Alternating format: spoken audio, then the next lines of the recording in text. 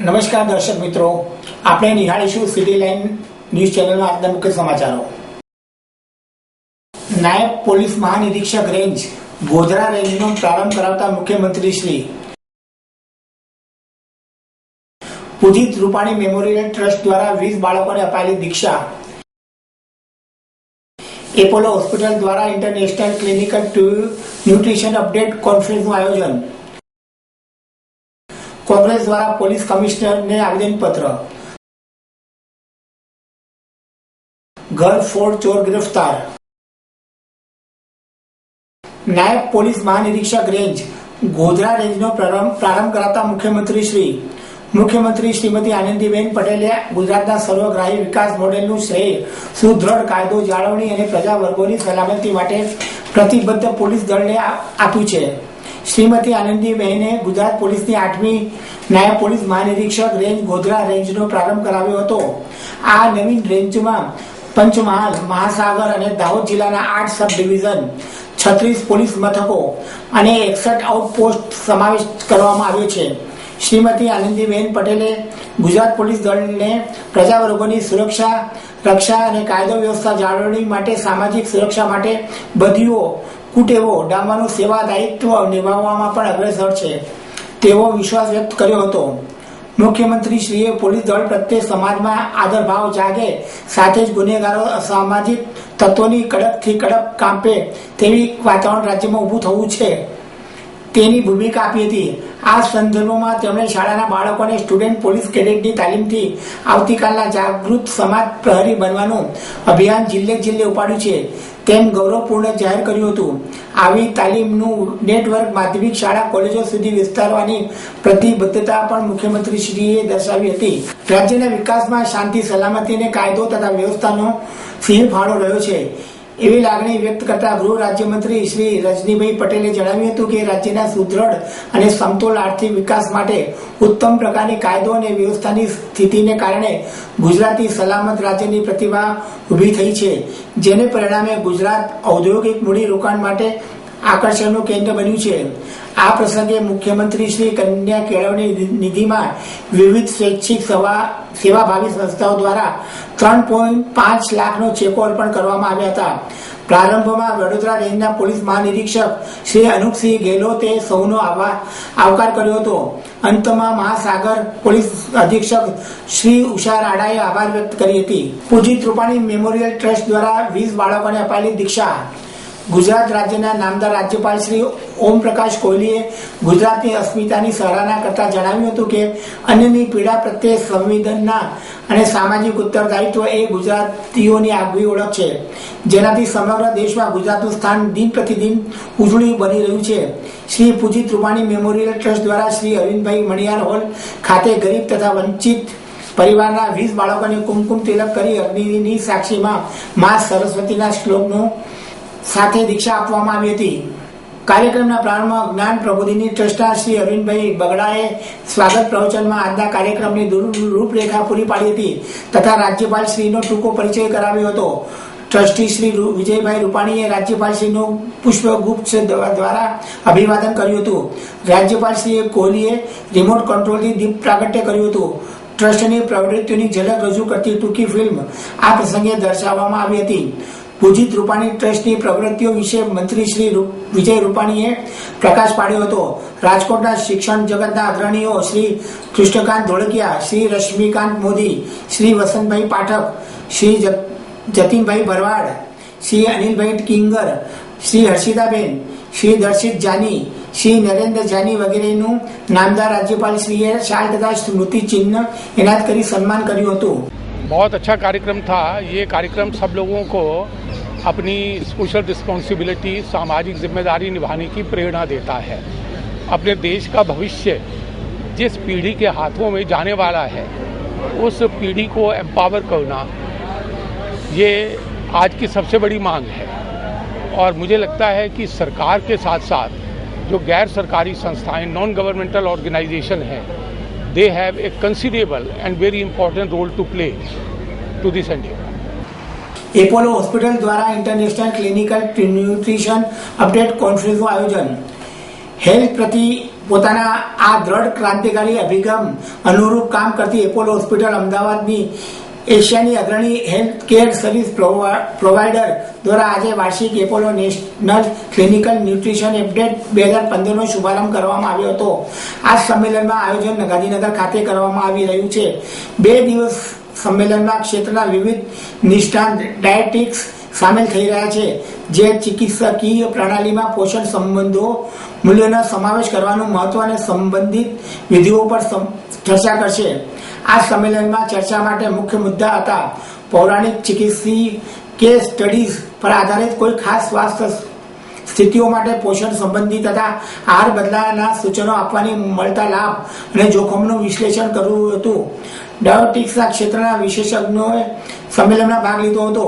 Clinical પ્રેક્ટિસમાં nutrition થેરાપીની જરૂરિયાત તથા મહત્વ પર વાતચીત કરતા એપોલો હોસ્પિટલ ગ્રુપના વાઇસ પ્રેસિડેન્ટ અને group chief dietitian doctor Bhuvaneshwari શંકરે કહ્યું કે આજની વ્યસ્ત જીવનશૈલીમાં સ્વાસ્થ્ય સંબંધિત સામાન્ય બાબતો પર ધ્યાન આપવામાં ખૂબ જ મુશ્કેલ થઈ ગયું છે.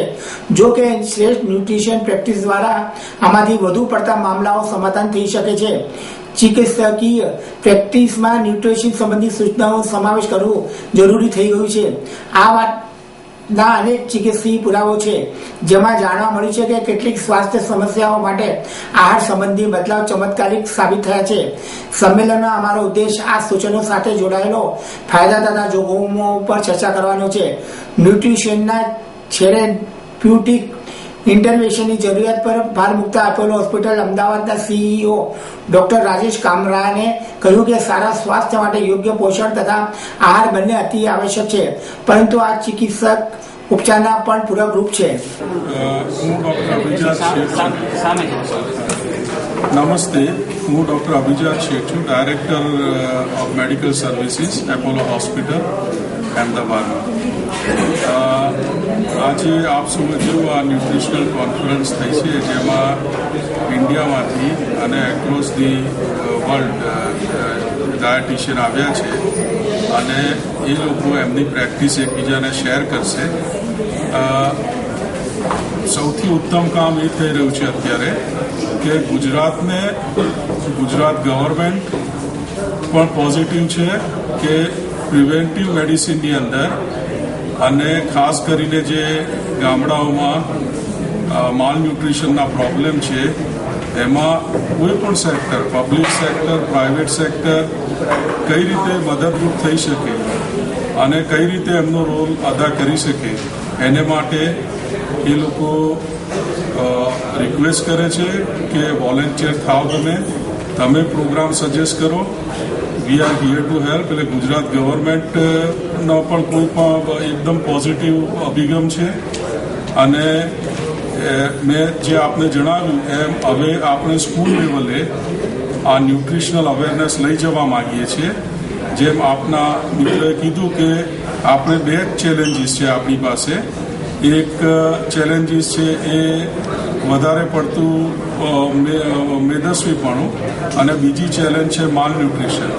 એટલે આપણે બંને ચેલેન્જીસને મેનેજ કરવા માટે આપણે આ ન્યુટ્રિશનલ અવેરનેસ પ્રોગ્રામો કરી રહ્યા છીએ અને હવે નેક્સ્ટ સ્ટેપની અંદર આ પ્રોગ્રામો આપણે સોસાયટી લેવલે લઈ જઈશું અને એ અમારી ગુજરાત સરકારને અને એપોલો ગ્રુપ તરફથી અમારી પ્રોમિસ છે કે અમારાથી બનતો તમામ પ્રયત્ન એજ્યુકેશનલ લેવલે, લોજિસ્ટિક લેવલે થઈ શકતું હશે કરીશું. કોંગ્રેસ દ્વારા પોલીસ કમિશનરને આવેદનપત્ર. રાજકોટ સહિત ગુજરાતભરમાં ઠેર ઠેર ભાજપના રાજ્યમાં દારૂ જુગાર હાટડીઓ ધમધમકી રહી છે. જુગારની બદીઓ વચ્ચે ગુજરાતભરનું યુવાધન સાવ કંગાળ બનતું જાય છે, ત્યારે બદનામી સાથે બદીઓના રવાડે ચડી ગયેલ આ યુવાધનને અટકાવવા માટે ભાજપના રાજ્યમાં ચાલતા આ ગોરખ ધંધા બંધ કરવા માટે કોંગ્રેસ દ્વારા ગુજરાતના તમામ જિલ્લાઓમાં પોલીસ કમિશનરને આવેદનપત્ર પાઠવી ઉગ્ર રજૂઆત કરવામાં આવી હતી. રજૂઆત કરતા આગેવાનોએ જણાવ્યું હતું કે ગુજરાતના 26 જિલ્લાઓમાં ભાજપના રાજ્યમાં ગુનાખોરી બેફામ વધી રહી છે અને દારૂ જુગારના હાટડીઓ ધમધમી રહી છે. તેવી જ રીતે રાજકોટ શહેરમાં પણ ઠેકાણે દેશી વેચાણ ચાલી રહ્યું છે. એવી જ રીતે જુગાર ક્લબ પણ ધમધમી રહી છે, જેથી યુવાધન આ ગોરખ ધંધામાં તરફ વાળી રહ્યું છે, જે સમાજ માટે કલંકરૂપ છે. આવી બધીઓ દૂર કરવા માટે આજે કોંગ્રેસ દ્વારા પોલીસ કમિશનરને આવેદનપત્ર પાઠવી 10 દિવસમાં અલ્ટિમેટમ આપવામાં આવ્યું હતું. જો 10 દિવસમાં પોલીસ દ્વારા કોઈ કાર્યવાહી નહીં કરવામાં આવે તો કોંગ્રેસ દ્વારા લોકોને સાથે રાખીને જનતા રેડ પાડી તમામ ગોરખ ધંધાઓ દૂર કરવામાં આવશે તેવી ચીમકી ઉચ્ચારી હતી. ભારતીય જનતા પાર્ટીનું શાસન જ્યારથી ગુજરાતમાં આવ્યું છે ત્યારથી સમગ્ર જગ્યાએ જુગારના અડ્ડાઓ, દારૂના આટડાઓ ચાલી રહ્યા છે અને રાજકોટ શહેરની જનતાને વધારેમાં વધારે એક ગેરમાર્ગે દોરવાનું, પછી યુવાન હોય કે કોઈ કારખાનાનો મજૂર હોય એને દારૂની કોથળી, દૂધ લેવા જવું હોય તો 2 કિલોમીટર હાલીને જવું પડે છે, પણ દારૂ લેવા જવું હોય તો 500 મીટરમાં દારૂ મળે છે. આવી વ્યાપક ફરિયાદો સમગ્ર ગુજરાતમાંથી કોંગ્રેસ પક્ષને મળેલી. એ માટે ગુજરાત પ્રદેશ કોંગ્રેસ દ્વારા આજે સમગ્ર જિલ્લાઓમાં બધી જગ્યાએ પોલીસ કમિશનરને એક આવેદનપત્ર આપી અને એક આગમ ચેતવણી આપવામાં આવી છે કોંગ્રેસ તરફથી કે આવનારા 10 દિવસની અંદર જો આંકડાઓ બંધ નહીં થાય તો યુથ કોંગ્રેસ, NSUI, મહિલા કોંગ્રેસ અને વડીલ કોંગ્રેસના આગેવાનો દ્વારા માર્ગદર્શન દ્વારા આ યુથ કોંગ્રેસની ટીમ, NSUની ટીમ અને મહિલા કોંગ્રેસની ટીમ 10 દિવસની અંદર જ્યાં જ્યાં જગ્યાએ રાજકોટ શહેરની અંદર અને જિલ્લાઓમાં આવા આંકડાઓ ચાલતા હશે ત્યાં પ્રજાને સાથે લઈ અને જનતા રેડ કરશે અને બંધ કરાવશે અને પ્રજાને આ જે કેન્સર લાગી ગયું છે દારૂ અને જુગારનું, એ કેન્સરમાંથી કોંગ્રેસ મુક્ત કરાવશે. ઘરફોડ ચોર ગ્રેપ્તાર. રાજકોટ શહેરમાં વધતી જતી ઘરફોડ ચોરી પોલીસના માટે માથાનો દુખાવો બની ગઈ છે. થોડીવાર ઘર રેડું મૂકતા જ તસ્કરો કળા કરી જતા હોય છે. ત્યારે રાજકોટ શહેરમાં અડધો ડઝન ઘરફોડ ચોર કરીને પોલીસને પડકાર ફેંકનારા અઠંગ તસ્કરને પ્રદ્યુમન પોલીસે દબોચી લીધો હતો. રાજકોટ શહેરમાં જુદી જુદી જગ્યાઓએ ઘરફોડ ચોરી કરીને પોલીસને પડકાર ફેંકનાર આરોપી વસીમ ઉર્ફે લંધો ઉર્ફે મુન્નો ગફારભાઈ ગબ્બર નામનો કુખ્યાત તસ્કર ભાવનગરના મતવા ચોક નજીક હોવાની બાતમીના આધારે રાજકોટ પ્રદ્યુમન નગર પોલીસ સ્ટેશનના સ્ટાફે દોડી જઈ આરોપી વસીમને દબોચી લીધો હતો. આરોપીની પૂછતાછ કરતા પોતે કબૂલાત આપતા જણાવ્યું હતું કે પોતે તેના અન્ય 2 સાગરીતો લુખાડિયા કોલોનીમાં રહેતા અફજલ શાહમદા અને અકરમ દુર્વેશ સાથે મળીને પ્રથમ રેકી કરી આવતા હતા અને બાદમાં મોકો મળતા ચોરી કરી લેતા હતા. હાલમાં આરોપીએ રાજકોટ શહેરમાં વિવિધ 6 જગ્યાએ ચોરી કરી હોવાની કબૂલાત કરી હતી. તેમજ તેના અન્ય 2 સાગરીતોને પકડવા માટે પણ ચક્રો ગતિમાન કર્યા છે. આરોપીઓ અગાઉ પણ અનેક ચોરીઓમાં પકડાઈ ચૂક્યા છે, જ્યારે વસીમ ઉર્ફે લંધો અગાઉ હથિયાર સાથે પણ પકડાઈ ચૂક્યો છે. આપ નિહાળતા રહો સિટી લાઈવ ન્યૂઝ ચેનલ. આ હતા આજના મુખ્ય સમાચારો.